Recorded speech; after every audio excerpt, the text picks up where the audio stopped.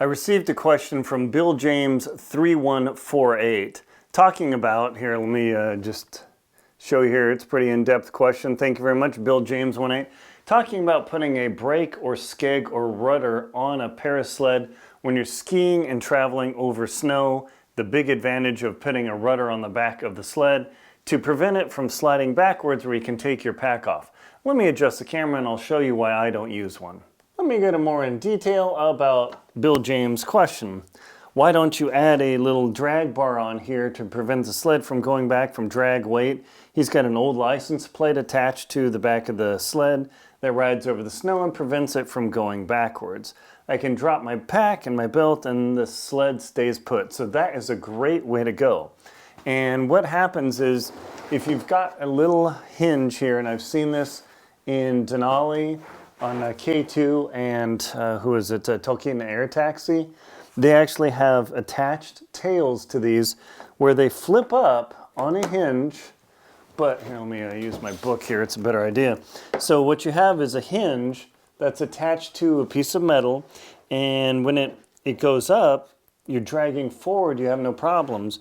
But the moment the sled goes back, that hinge flips down and your license plate or your piece of metal or whatever digs into the snow and it stops your sled and it's super good. Now, that's generally a great way to go, but you got a couple things.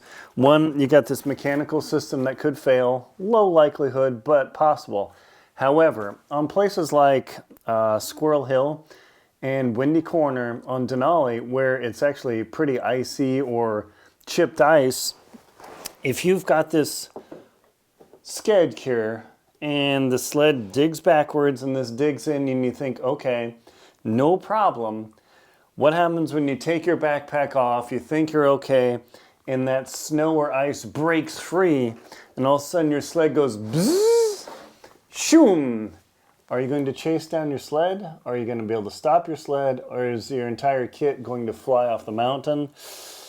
That's why I don't use them, because even though this is great in theory, sometimes stuff is so steep or the surface is not reliable or the surface is ultra hard where the rear tail simply doesn't drag on. So for some circumstances, the rear skeg is a spectacular idea, and Bill James, that might work perfectly for you, and I totally love it, and sometimes I'm absolutely jealous of people with that. But my thought is, okay, what could go wrong? And if this breaks free, doesn't stop, or it breaks free for a moment, slides, and then the license plate folds over or folds the back of the sled under, and the hinge yanks over, and then this thing rocks off and takes me and my gear with it, what am I going to do? So climbing super steep stuff with a sled stinks, but for me, I use my ice axe. I'll punch my line in and at least use that as a brake. But just knowing that if this broke free and then I've got speed before it hits me, that's just not worth the risk for me. And I talk more about that in my book, The Motivated Amateur's Guide to Winter Camping, talking about sled brakes. I am absolutely jealous of people who have sled brakes. Their sled locks in and they can take their pack off and be very comfortable.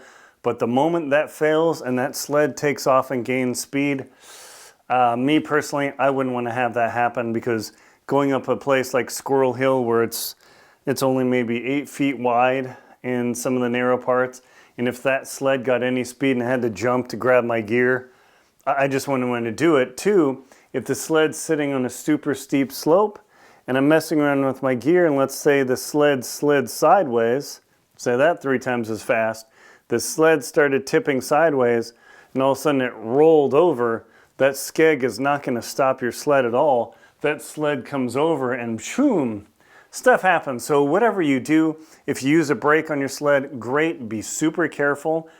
I just don't want to take the risk. I'd rather just fight with the sled, because knowing what could happen, that's a big deal to me.